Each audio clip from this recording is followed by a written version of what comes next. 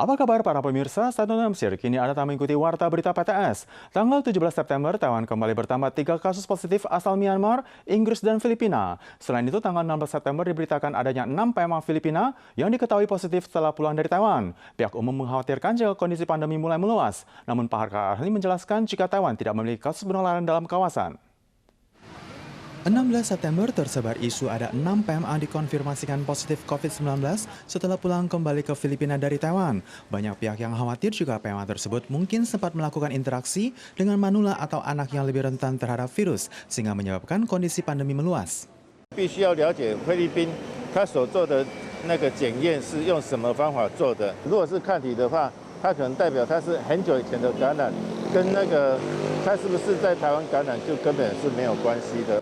Lee Ping menjelaskan sebagian negara menggunakan rapid test, bukan menggunakan uji asam nukleat. Jika melihat dari antibodi, maka hal ini tidak berarti penularan terjadi dalam waktu dekat. Untuk itu perlu mengetahui jenis tes uji yang dilakukan di Filipina. Lee Ping menjelaskan jika negara berstruktur daratan, maka hendak melakukan pencegahan adanya penyelundup masuk yang mungkin juga membawa virus. Namun karena Taiwan adalah kepulauan, maka kondisi ketidakpastian serupa tentu akan lebih rendah.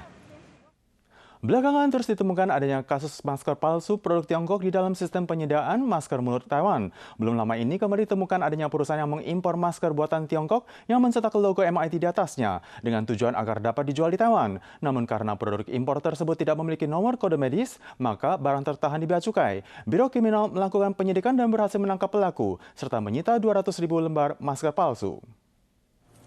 Tanggal 15 September, Biro Kriminal mendatangi lokasi kontainer bea cukai di Shizi, New Taipei dan menyita masker mulut MIT palsu buatan Tiongkok, melakukan penggeledahan di rumah terduga seorang wanita bermarga Su. Usai diselidiki, baru diketahui jika dirinya yang memulai pemikiran melenceng tersebut.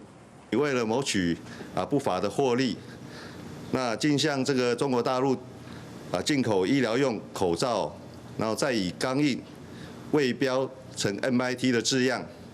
Pihak kepolisian menjelaskan wanita bermarga Su berusia 51 tahun tersebut mendirikan perusahaan dagang internasional di Linkou, New Taipei. Sebelumnya adalah distributor tunggal kawasan Taiwan untuk produk teh Won Lokat Tiongkok. Sejak bulan Agustus berubah menjadi pemasok masker mulut dengan harga jual 2,5 dolar Taiwan per lembar. Masker palsu berlogo MIT diimpor dari Tiongkok. 100.000 lembar diantaranya tertera masker khusus medis orang dewasa. 100.000 lembar lainnya masker mulut untuk anak. Diketahui bermaksud mendapatkan keuntungan besar dari harga selisih.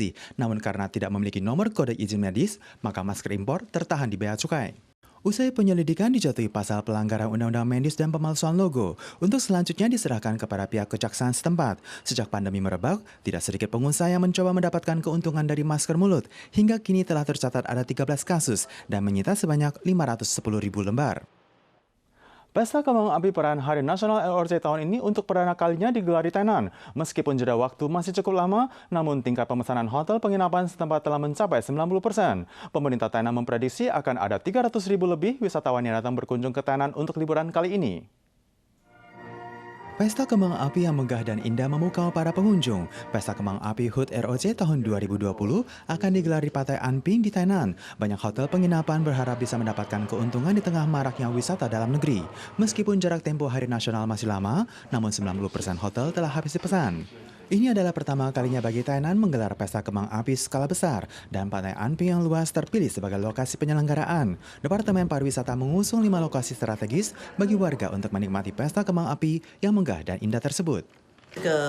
我们的主舞台，我们的安平的恋爱广场，还有我们的副舞台关系平台、四坤生跟我们的台湾船园区哦，这些都是可以欢迎民众到时候到现场来参与。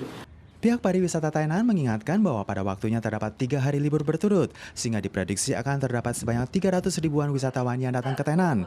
Warga diimbau dapat merencanakannya sedari awal. Bersama dengan itu, juga bisa dicadwalkan menikmati berbagai jajanan khas tempat yang berbintang 3 dari Michelin, termasuk jalan tua dan pemandangan pelabuhan laut dan lainnya.